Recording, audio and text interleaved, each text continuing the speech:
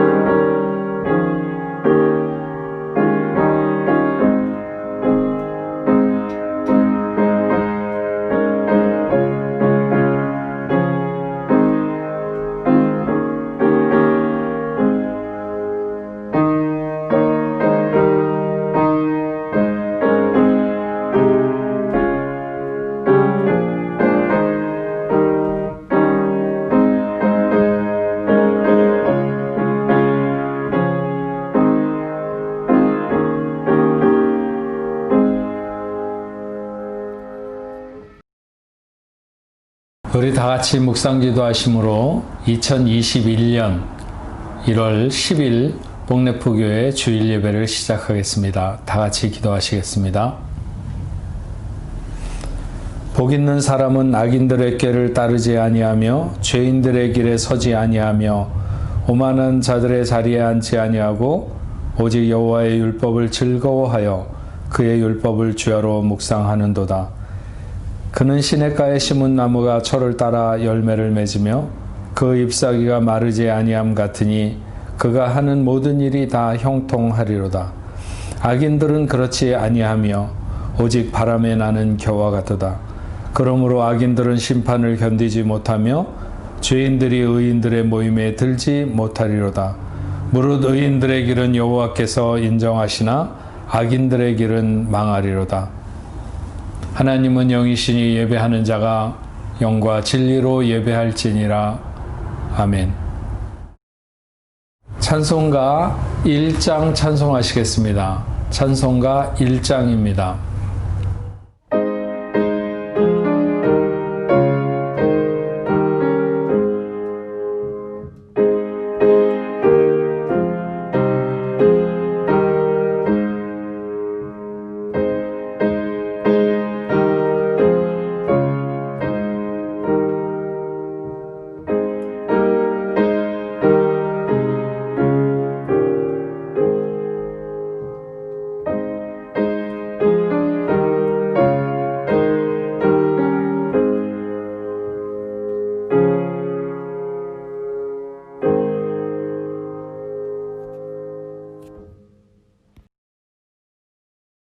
나는 전능하신 아버지 하나님, 천지의 창조주를 믿습니다.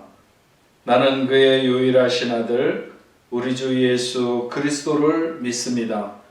그는 성령으로 잉태되어 동정녀 마리아에게서 나시고 본디오 빌라도에게 고난을 받아 십자가에 못 박혀 죽으시고 장사된 지 사흘 만에 죽은 자 가운데서 다시 살아나셨으며 하늘에 오르시어 전능하신 아버지 하나님 우편에 앉아 계시다가 거기로부터 살아있는 자와 죽은 자를 심판하러 오십니다. 나는 성령을 믿으며 거룩한 공교회와 성도의 교제와 죄를 용서받는 것과 몸의 부활과 영생을 믿습니다. 아멘. 찬송가 250장 찬송하시겠습니다. 찬송가 250장입니다.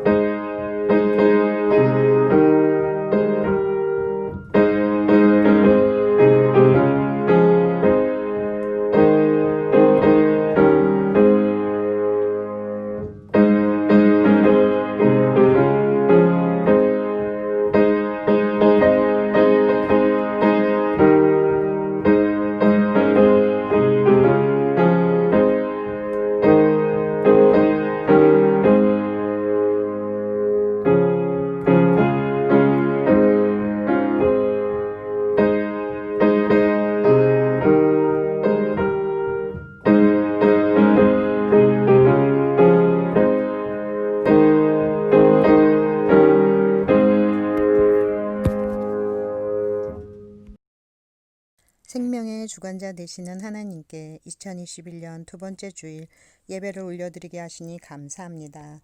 지난 한 해 예측하지 못한 여러 어려움 속에서도 저희를 보호해 주시고 함께하여 주심을 감사합니다. 해가 바뀌어도 그다지 변하지 않는 현 상황이지만 2021년 새해 담대하라는 말씀 주시고 하나님께서 하실 일을 기대하며 주실 상을 소망하게 하시니 참으로 감사합니다. 세상 끝날까지 주께서 저희와 함께 하시겠다고 말씀하신 약속을 붙잡고 나아갑니다. 예수 그리스도를 이 땅에 보내주신 아버지의 사랑과 십자가에서 흘려주신 주님의 보혈의 공로로 구원하여 주신 은혜 감사하며 찬양을 올려드리는 이 시간 예배 전체를 성령께서 온전히 주관하여 주셔서 하나님께서 기뻐 받으시는 예배 되게 하시고 저희에겐 이 세상을 담대히 살아갈 능력을 받는 놀라운 은혜의 시간 되게 하여 주옵소서. 새해에 작정한 결심들이 그리스도 안에서 실천되는 복된 한 해 되게 하옵소서. 하나님보다 먼저 가려는 급한 마음이 들 때 기도하게 하여 주시고 주의 말씀을 사모하며 작은 일에 기쁨으로 섬기고 모든 일에 감사를 올려드리는 주의 자녀들 되게 하옵소서.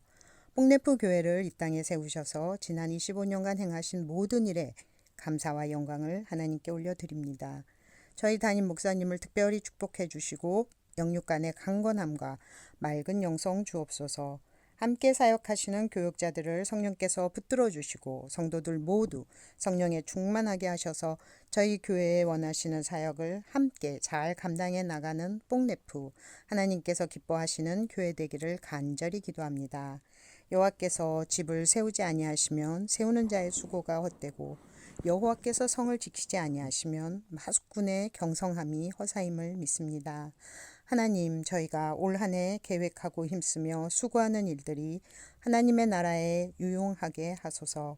세상 풍파에 흔들리지 않는 굳건한 믿음 주셔서 하나님께서 원하시는 생명을 살리는 일에 동참하는 저희들 되게 하옵소서. 코비드19로 성전 예배와 교회 각 모임 등의 여러 어려움이 있으나 서로 사랑하고 중보하며 함께 모여 기쁨으로 찬양할 날을 소망하게 하소서. 특별히 어느 때보다도 힘들게 이 시간을 보내고 있는 성도들 있습니다. 한 명 한 명 각자 있는 곳에서 하나님께서 위로해 주시고 이길 힘을 주옵소서. 어제나 오늘이나 동일하신 주의 손으로 붙잡아 일으켜 주시고 주의 밝은 빛을 비춰 주옵소서. 아픈 자들을 치유하여 주시고 저희의 건강을 지켜 주셔서 2021년 예배에 빠지지 않고 영과 진리로 온 마음을 다해 예배하는 예배자 되길 기도합니다. 목사님 준비하신 오늘 말씀 위에 성령의 권능을 더하여 주셔서 오늘 뿌려진 말씀의 씨앗들이 저희의 마음밭에 뿌려져서 풍성한 열매를 맺을 수 있도록 성령의 단비를 내려 주옵소서. 아멘으로 응답하고 순종으로 말씀을 행하는 복을 주소서. 교회의 각 부서들과 임원들에게 새 힘과 능력 주시고 새로 시작되는 제2기 제자반을 축복하여 주소서. 많은 사람들의 마음을 움직여 주셔서 말씀으로 승리하는 2021년을 체험하게 하옵소서. 예배를 섬기는 지체들을 축복하여 주시고 하나님의 위로와 칭찬을 받게 하소서. 주께서 모든 것을 새롭게 하실 그날을 소망하며 예수 그리스도 그 능력의 이름으로 기도합니다. 아멘. 성경 말씀 보시겠습니다. 하나님께서 오늘 우리에게 주시는 말씀은 신약 성경 마태복음 12장 1절부터 8절 말씀까지 보도록 하겠습니다. 신약 성경 마태복음 12장 1절부터 8절 말씀까지 보겠습니다. 그때 예수께서 안식일에 밀밭 사이로 가실새 제자들이 시장하여 이삭을 잘라 먹으니 바리새인들이 보고 예수께 말하되 보시오 당신의 제자들이 안식일에 하지 못할 일을 하나이다. 예수께서 이르시되 다윗이 자기와 그 함께한 자들이 시장할 때 한 일을 잃지 못하였느냐. 그가 하나님의 전에 들어가서 제사장 외에는 자기나 그 함께한 자들이 먹어서는 안 되는 진설병을 먹지 아니하였느냐. 또 안식일에 제사장들이 성전 안에서 안식을 범하여도 죄가 없음을 너희가 율법에서 읽지 못하였느냐. 내가 너희에게 이르노니 성전보다 더 큰 이가 여기 있느니라. 나는 자비를 원하고 제사를 원하지 아니하노라 하신 뜻을 너희가 알았더라면 무죄한 자를 정죄하지 아니하였으리라. 인자는 안식일의 주인이니라 하시니라. 북내포 성도 여러분, 한 주간도 평안히 잘 지내셨습니까? 오늘은 우리가 다시 마태복음으로 돌아와서 마태복음과 신명기 말씀을 병행해 가면서 이렇게 말씀을 전하도록 하겠습니다. 오늘은 마태복음 12장에 있는 말씀으로 인자는 안식일의 주인이니라 하는 제목으로 여러분들과 하나님이 오늘 우리에게 주시는 말씀을 나누려고 합니다. 예수님께서 제자들과 함께 밀밭 사이를 지나고 계셨습니다. 제자들이 시장에서 이삭을 좀 잘라서 아마도 손으로 비벼서 먹었던 것 같습니다. 배가 고픈 사람이 먹을 것을 앞에 두고 그냥 지나치는 것은 쉽지 않은 일이죠. 배가 고픈 사람에게 시장길을 면할 만큼의 소량의 곡식을 먹는 것은 율법이 막고 있는 것이 아니었습니다. 충분히 용인될 만한 그런 일이었죠. 문제는 그날이 안식일이었다고 하는 것입니다. 어디선가 그들의 행동을 예의주시하던 사람들이 튀어나와 예수께 항의를 했습니다. 당신의 제자들이 안식일에 하지 못할 일을 했다고 하는 것입니다. 예수님과 유대 종교 지도자들 사이에 골이 깊어지며 노골적으로 적대적 관계를 막 드러내기 시작하는 그런 시점이었습니다. 바리새인들이 예수님의 일행에게서 무언가를 트집 잡으려고 노리고 있는 중에 제자들이 안식일에 해서는 안 될 일을 했다고 하는 증거를 잡은 것이죠. 그 사람들이 그렇게 호시탐탐 보고 있는데 예수님은 왜 하필이면 안식일의 밀밭 사이로 지나가셨는가? 길이 그곳밖에 없었을 수도 있고 아니면 일부러 그렇게 그곳을 지나가셨을 수도 있습니다. 무엇보다 바리새인들이 그렇게 예수님의 일행을 노리고 있다는 것을 예수님이 모르셨을 리가 없습니다. 아마도 그곳을 지나갈 때 제자들이 그 보리 이삭을 이렇게 비벼서 먹음으로 말미암아 문제가 생길 것도 충분히 예상하셨습니다.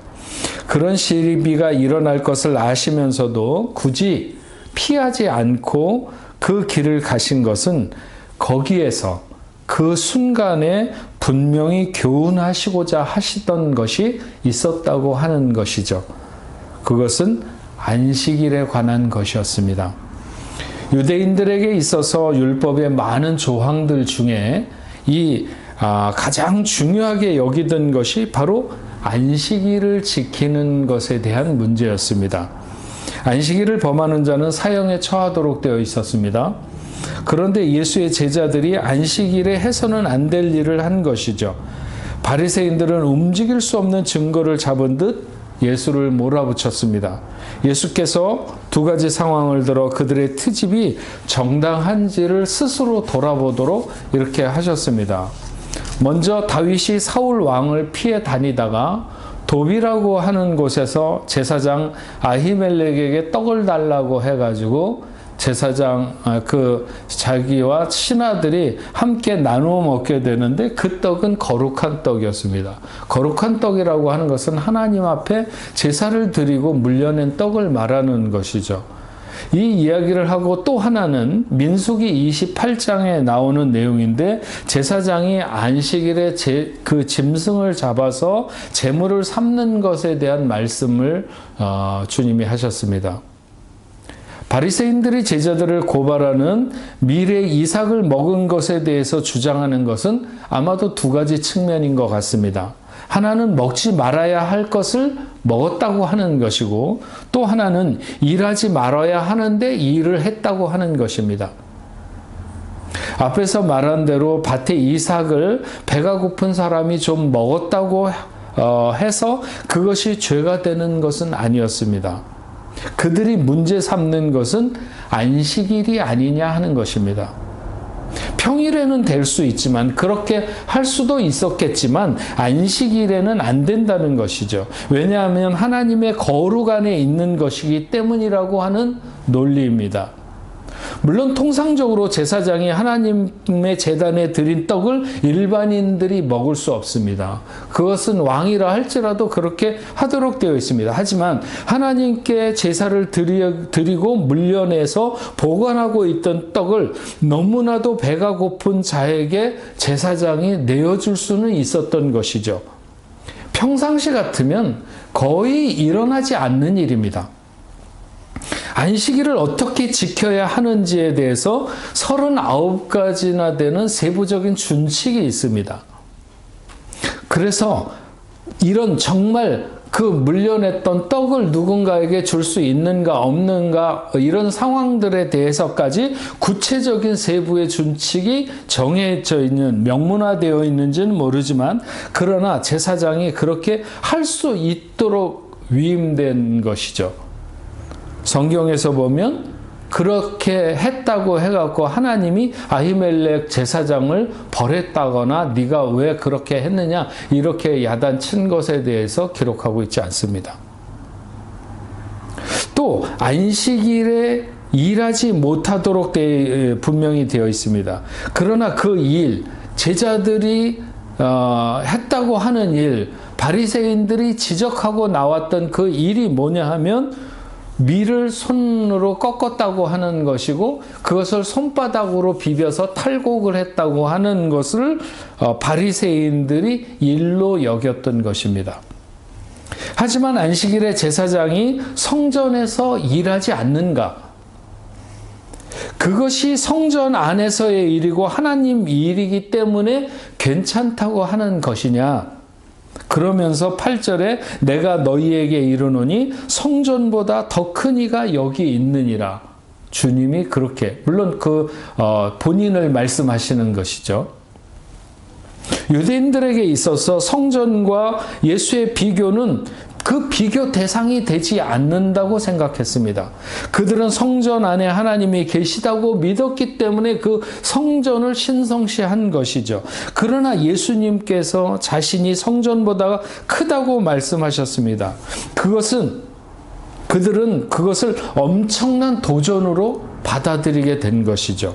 자신이 성전보다 크다고 하는 주장은 자기가 하나님이라고 말하는 것과 동일하기 때문입니다. 인간으로 자신이 하나님이라고 말하는 것은 분명하게 신성모독이고 돌에 맞아 죽어야 될 그런 용서받을 수 없는 죄가 되는 게 확실하다고 그들은 생각했죠. 하지만 예수님이 거짓을 말하고 있는 것이 아니라 분명히 자신의 정체성을 드러내신 것입니다. 다만 사람들이 이 사실을 알지 못했을 뿐인 것이죠. 그분이 누군지를 알아보지 못한 것이죠. 자신이 이해할 수 없는 것을 무조건 사실이 아니라고 주장하는 사람들이 있습니다. 그들은 영원히 어두운 사람들일 뿐만 아니라 논리적으로도 맞지 않는 것이죠. 믿음이라고 하는 것은 우리가 충분히 이해하지 못하는 것에 대해서 사실이라고 믿고 받아들이는 것입니다. 우리는 예수가 하나님이라는 사실을 인정하고 받아들여야 합니다. 주님은 호세아 6장 6절의 말씀을 인용해서 이렇게 말씀하십니다. 나는 자비를 원하고 제사를 원하지 아니하노라 하신 뜻을 너희가 알았더라면 무죄한 자를 정죄하지는 않았을 것이다. 유대교 지도자들은 예수님이 인용하신 이 구절을 잘 알고 있었죠. 그러나 내용을 알고 있는 것과 그 의미를 알고 있는 것과는 서로 다른 문제입니다.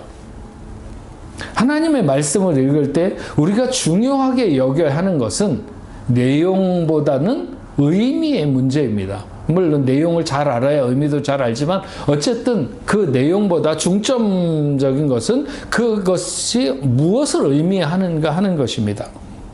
유대의 지도자들은 하나님이 가장 기뻐하시는 일이 무엇인지 알지 못했고 그래서 사람들을 정죄하고 무거운 짐을 지어서 힘들게 하는 것으로만 거기에만 열중했습니다.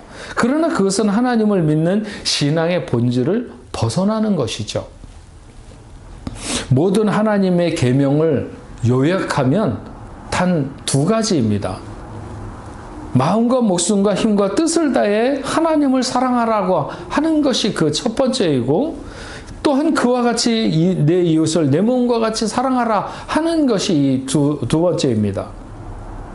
허기져서 쓰러질 지경에 이른 사람을 앞에 두고 율법의 조항들을 들먹이며 먹을 것을 주지 않는 사람들이 바로 그들이었고 자신들을 위해서는 언제든지 법을 어기면서 이처럼 하나님을 기만하는 행위를 그치지 않았던 것이죠.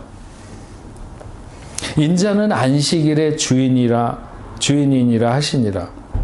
여기에 주인으로 번역된 퀴리오스라고 하는 이 주인이라고 하는 말은 힘을 가졌거나 권위를 가진 것을 나타내는데 사람이나 사물을 다스리는 주 혹은 통치자를 의미합니다. 칼빈이 그런 말을 했습니다. 인자는 안식일의 주인이라고 하는 말씀은 바로 안식일에 얽매여야 하는 모든 의무로부터 사람을 해방시키기 위한 권세를 예수께서 받으셨다는 것이라고 하면서 따라서 사람들로 하여금 감당할 수 없이 복잡하고 까다로운 율법의 멍에를 벗어나서 멍에를 대신 져주시는 주님에게로 와서 쉼을 얻으라는 의미가 내포되어 있다고 하는 것입니다. 분명한 것은 우리의 구원을 위해서 이 땅에 오신 메시아이신 인자, 곧 예수는 우리를 위한 안식일을 개방하고 계신 것이 분명하죠. 주님은 바리새인들과의 사이에서 이 모든 일이 일어날 것을, 이런 논쟁이 있을 것을 아시면서 그냥 두셨던 것은 바로 이런 사실을 알려주고 싶으셨던 것입니다. 인자는 안식일의 주인이니라. 인자가 안식일의 주인이니라. 우리가 읽지 않았지만 본문에 이어지는 또 하나의 안식일의 논쟁이 바로 이어서 나옵니다. 예수께서 밀밭을 지나가셔서 그런 안식일의 논쟁이 있은 후에 가까운 회당에 들어가신 것 같습니다. 거기 한쪽 손 마른 자, 정확하게 말하면 오른쪽 손이 마른 자 사람이 있었고, 아마도 예수님에게 자신의 손을 고쳐달라고 이렇게 했던 것으로 보입니다. 예수님과 일행의 행위에 무슨 허물이 있을까를 노리고 있었던 그들의 모습, 다시 말하면 바리새인들의 모습은 밀밭에서와 똑같은 패턴을 보이고 있는 것이죠. 바리새인들은 과연 예수께서 안식일에 그 병자를 고치는 일을 하실 것인가? 그들은 예수님이 고치실 것이라고 생각했죠. 그래서 바리새인들은 얼른 예수에게 안식일에 병을 고치는 것이 옳으냐고 물었습니다. 바리새인들은 그것이 자비로운 것인가 하는 것을 묻는 것이 아니라 합법적인가 하는 것을 묻고 있는 것입니다. 예수님께서 그 손 마른 사람에게 나오라고 하셔갖고 그 사람들 가운데 세웠습니다. 그리고 주님은 주변을 돌아보시면서 사람들에게 물었죠. 안식일에 선을 행하는 것과 악을 행하는 것, 생명을 구하는 것과 죽이는 것 중에 어느 것이 옳으냐? 사람들에게 물었습니다. 그랬더니 사람들이 아무 대답도 하지 않았습니다. 마가복음의 기록에 의하면 예수님은 그들의 마음의 완악함을 보시면서 탄식하시고 노하셨다고 하셨습니다. 너무 슬펐고 화가 나셨던 것이죠. 사람들이 어떻게 이렇게 완악할 수가 있는가? 그래서 주님은 구체적으로 너희 중에 어떤 사람이 양 한 마리가 있는데 안식일에 구덩이에 빠졌으면 그 양을 건져내지 않겠느냐? 실제로 그런 일이 있으면 사람들이 이것이 옳은 일인가 그런 일인가 생각할 겨를도 없이 그 구덩이에 빠진 양을 건져냈을 것입니다.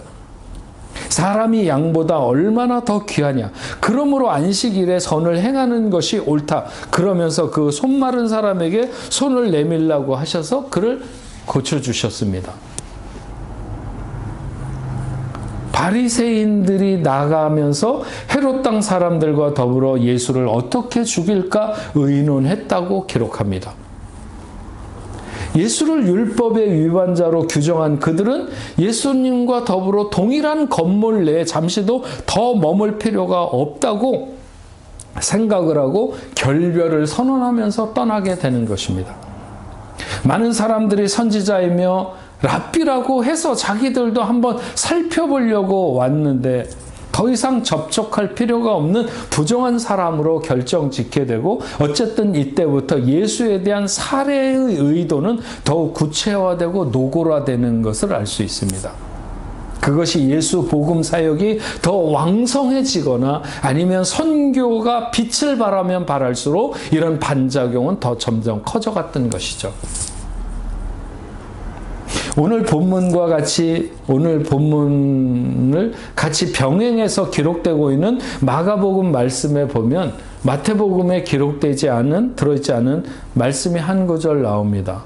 그것은 마가복음 2장 27절의 말씀인데, 또 이르시되 안식일이 사람을 위하여 있는 것이요 사람이 안식일을 위하여 있는 것이 아니니 하는 말씀입니다. 그러면서 그러므로 인자는 안식일의 주인이니라 이렇게 기록되어 있습니다.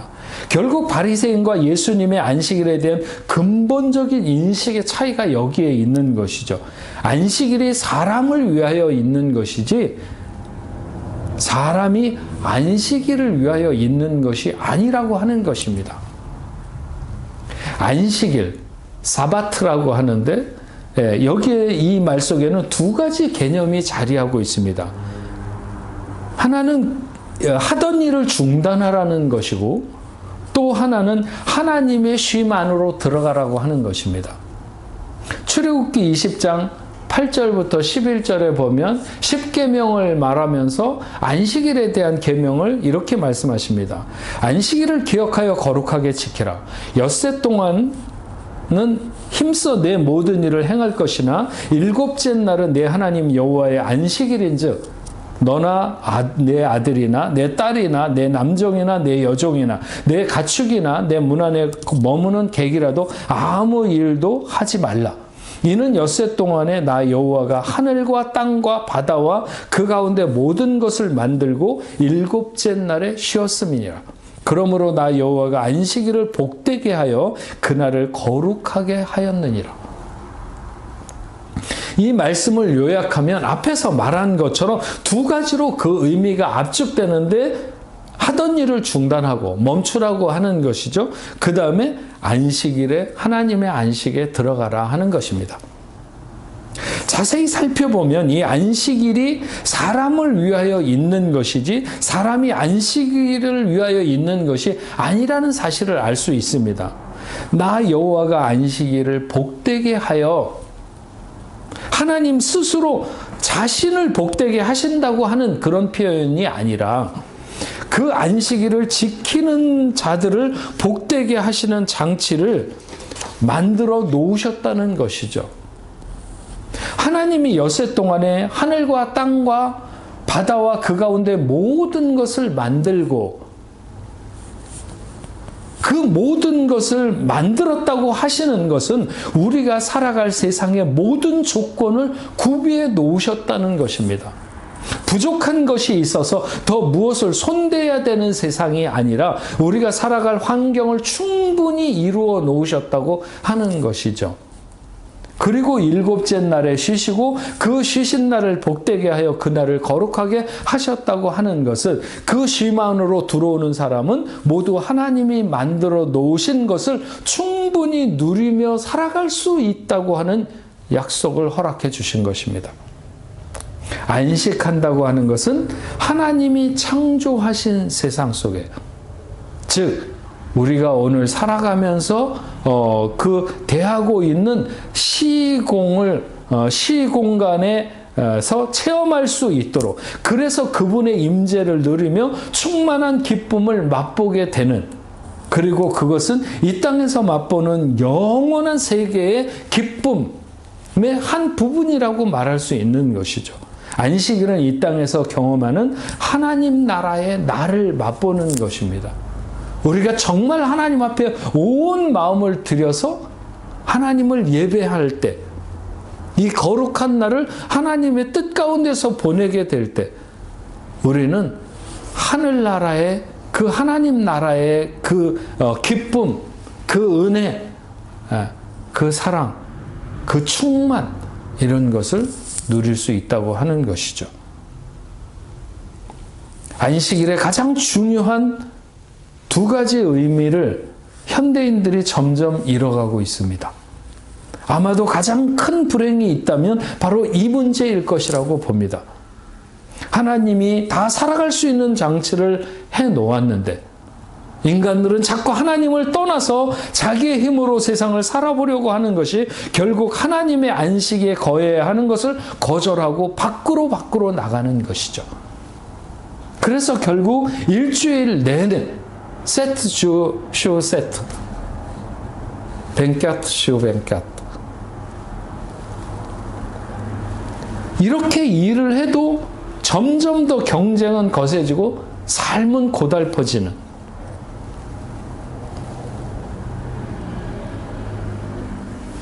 시보그 세터베 근처에 보그넬이라고 하는, 거기에 보면 수많은 상점들이 많이 있는데, 옛날 같았으면, 제가 그전에는 지금 같이 그렇게 번화한 상점이 들어오진 않았지만, 그래도 거기에 많은 상점들이 있었습니다. 그래도 다 쉬었습니다, 주일날은. 근데 지금 점점 더 많은 가게들이 문을 열고 있죠.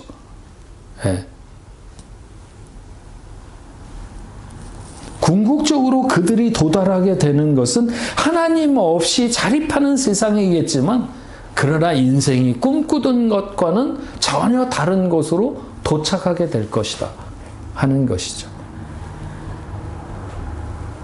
예전에 제가 사용했던 어떤 건물의 지하에 내려가려고 하면 엘리베이터를 타고 키를 꽂고 버튼을 눌러야 그 엘리베이터가 지하로 내려가게 돼 있습니다. 근데 처음엔 그걸 몰라가지고 타고 엘리베이터를 막 이렇게 왜 안 내려가나 막 이렇게 누르고 있는 중에 그냥 불이 탁 나가버리는 거예요. 전기가 일정한 시간이 지나니까 딱 꺼져버리는 거예요.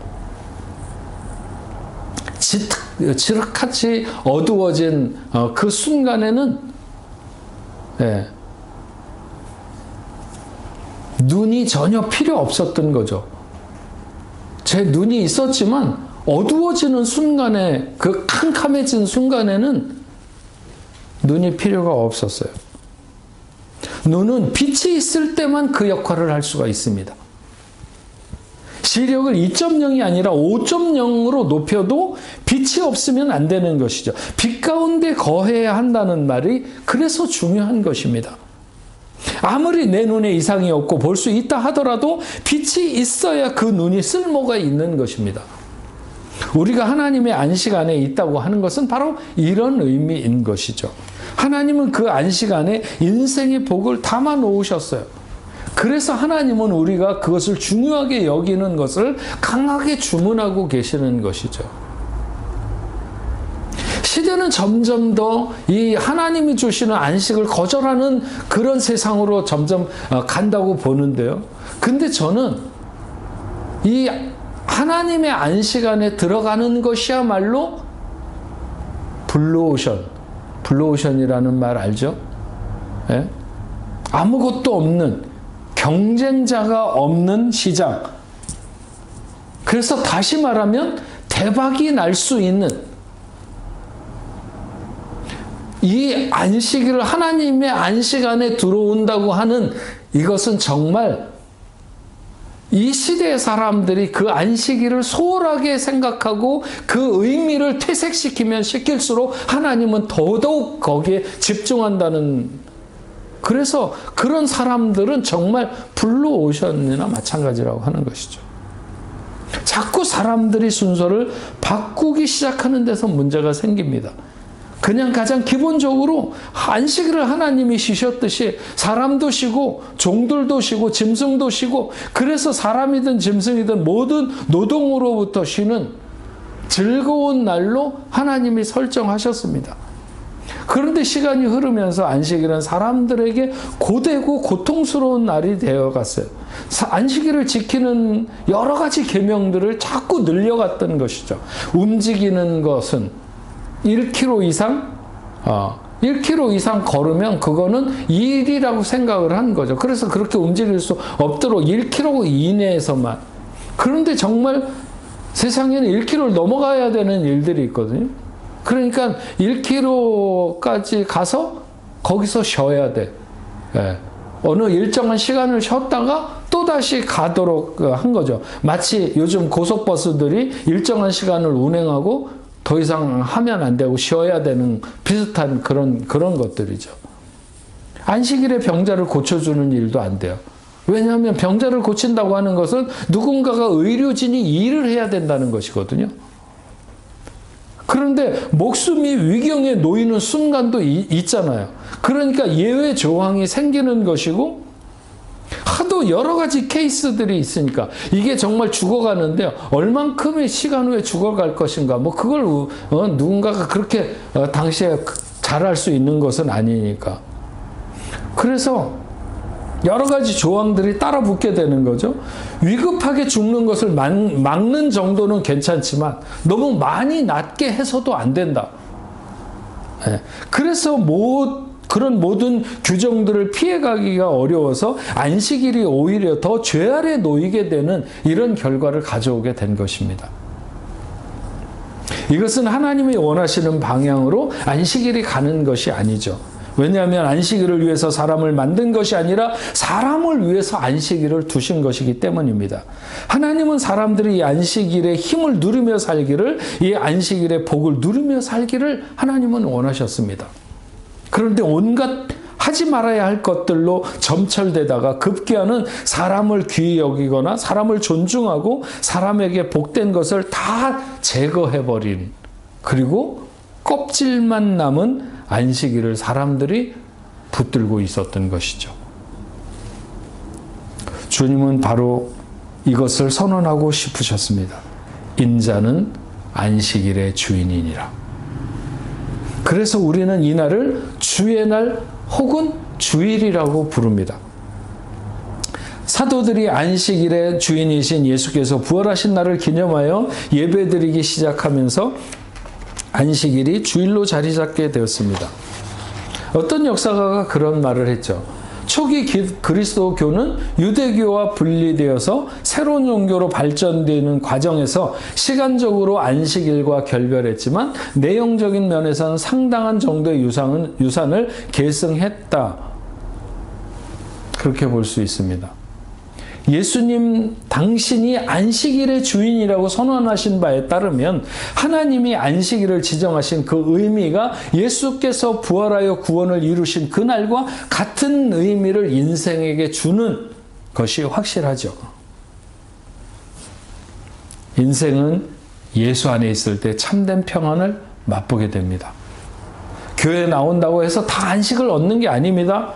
주 안에 거해야 되는데 교회에 나와서도 사람들만 상대하고 사람들만 보는 사람들이 있죠. 사람들로 인해서 교회에서 더 큰 상처를 입는 사람들도 종종 있습니다. 참된 안식을 원한다면 우리는 우리의 문제를 주님 앞에 내려놓아야 합니다.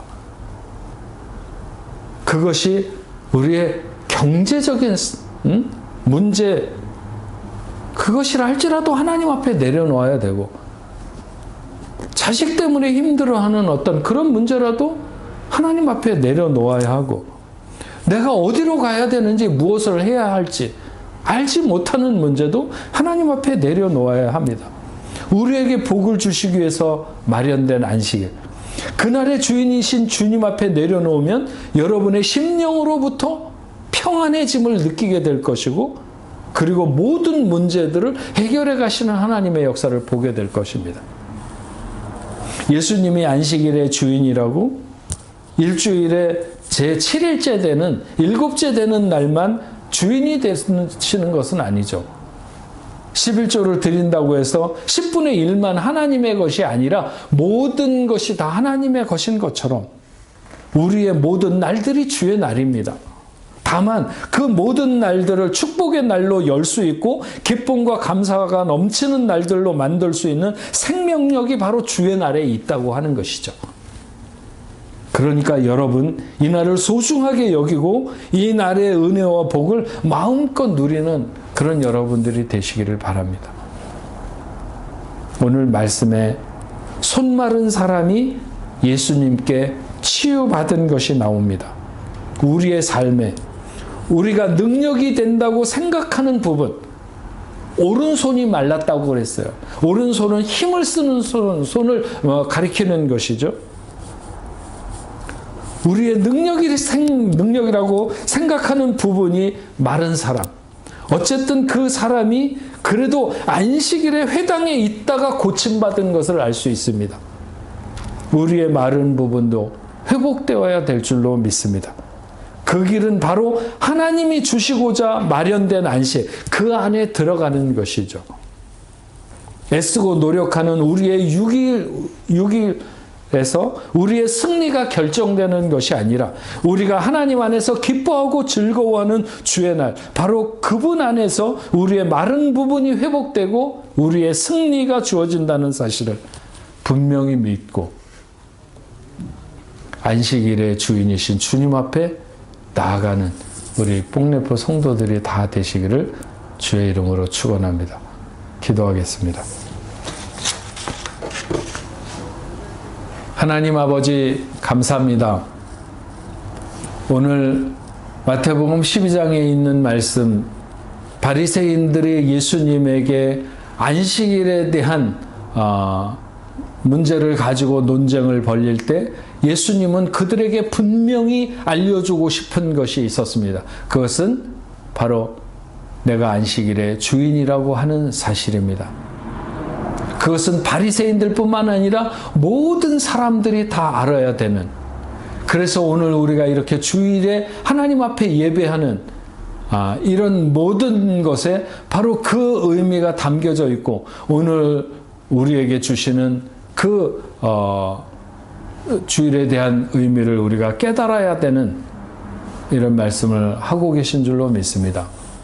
은혜와 사랑이 많으신 아버지 하나님, 시대가 흘러가면서 점점 사람들이 이 의식으로부터 멀어지려고 하는, 아니 하나님을 떠나서 자기 마음대로 더 많은 시간을 사용한다고 하는 것, 자기가 쉬지 않고 노력한다고 하는 것에서 어떤 생의 생산성을 높이거나 아니면 뭔가 큰 일을 만족스러운 결과를 얻어보려고 하겠지만, 그러나 그것은 인생이 방향을 잘못 접어든 것이라고 믿습니다.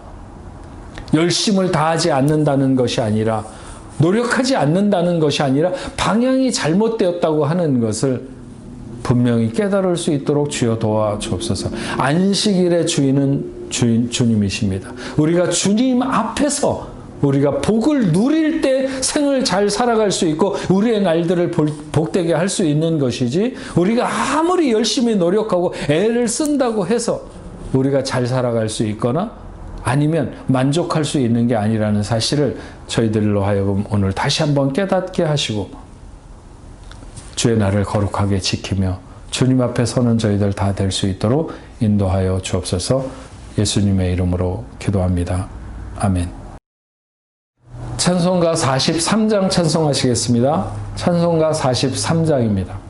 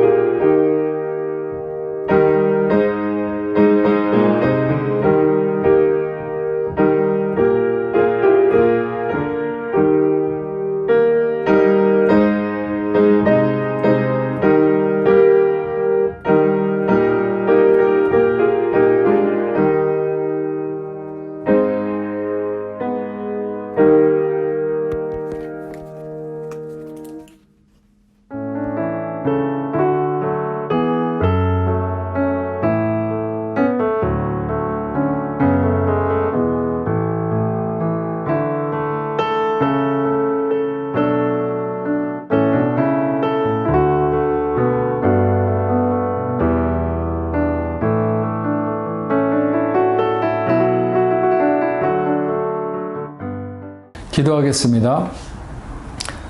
하나님 아버지 감사합니다. 오늘도 이 복되고 거룩한 날 저희들 하나님 앞에 예배하게 하시니 감사합니다. 온 마음을 들여서 하나님을 예배하며 또 이 시간에 귀한 예물을 구별하여 하나님 앞에 올려드립니다.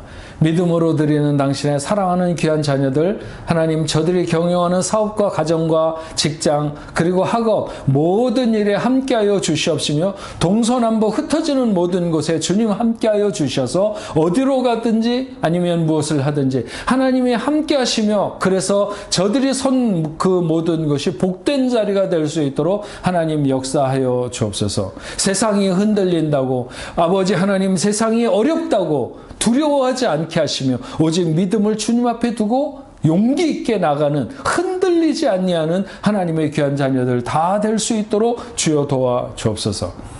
2021년에 우리 교회가 가진 목표와 같이 하나님 복래포교회 모든 성도들이 담대할 수 있도록 주여 도와 주옵소서. 두려움에 떨지 않게 하여 주옵소서. 믿음으로 굳게 나가면 반드시 하나님께서 우리에게 상 주실 것을 믿는 저희들 될 수 있도록 주여 도와 주옵소서.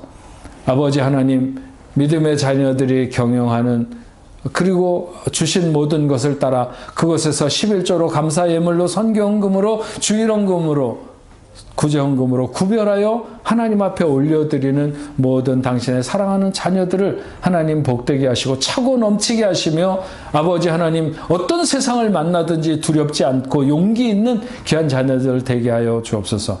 세상으로 흩어질 때는 더욱더 성실하게 하시고 또한 정직하도록 주여 도와주셔서 하나님 믿는 사람들이 과연 다르다고 하는 것을 세상 중에도 드러낼 수 있도록 주님 도와주시옵소서. 하나님 저희 교회를 이 땅에 세우심을 감사합니다.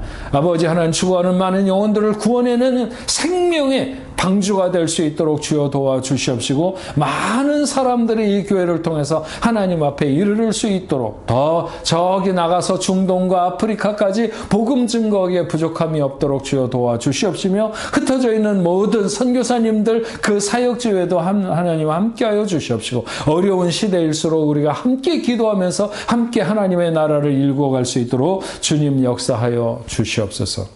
아버지 하나님, 오늘은 매년 매월 두 번째 주일 우리가 병든 자를 위하여 함께 기도하는 주일입니다. 하나님 이 순간에도 병으로 인하여 병원에 입원해 있거나 아니면 여러 가지 고통 가운데 놓여 있는 하나님의 자녀들이 있는 줄 압니다. 그들을 아버지 하나님 이 순간에 찾아가 주시옵시고 그의 연약한 부분들을 어루만져 주시옵시고 예수의 이름으로 모든 질병이 물러갈 수 있도록 주여 도와 주옵소서. 주님은 능력의 주님이신 줄로 믿습니다. 손 마른 자를 나오라고 하셔서 그를 고쳐 회복시켜 주셨던 것처럼 그런 일들이 수많은 그 사람들로 하여금 논쟁을 불러일으킬 것을 아시면서도 그를 긍휼히 여기시고 그를 고쳐주셨는데 하나님 오늘 이 시간 당신의 사랑하는 자녀들 중에 어떤 질병으로 인하여 고통 가운데 있든지 이 시간 함께하여 주셔서 예수의 이름으로 모든 질병이 물러가고 깨끗이 고침받을 수 있도록 역사하여 주옵소서. 예수의 이름으로 명하노니 예수의 이름으로 명하노니 모든 질병이 당신의 사랑하는 자녀들에게서 떠날지어다 하나님 치료하시고 회복시켜 주옵소서. 강건케 하여 주옵소서. 홀로 영광 받으시옵소서. 이제는 우리 주 예수 그리스도의 은혜와 하나님 아버지의 크신 사랑과 성령님의 감화 감동 위로 교통하심이 오늘 하나님 앞에 예배하는 당신의 사랑하는 자녀들과 저들의 가정과 직장과 두고 온 고국에 세계 만방에 흩어져 복음을 전하는 모든 선교사들과 그 사역지 위에 이제로부터 영원토록 함께 있을지어다. 아멘.